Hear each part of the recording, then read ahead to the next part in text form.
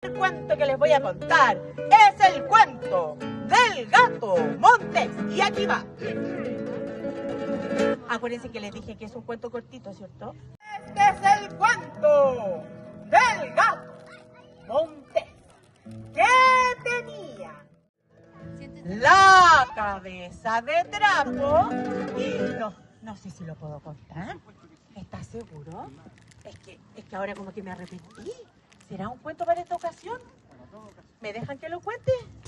Aún creo en las miradas cristalinas y sinceras. Creo en nuevas primaveras, nuevas lluvias y cascadas. Creo en las cosas sagradas, el sol, la naturaleza. Creo aún en la sorpresa simple de la honestidad. Y entre tanta fealdad, aún creo en la belleza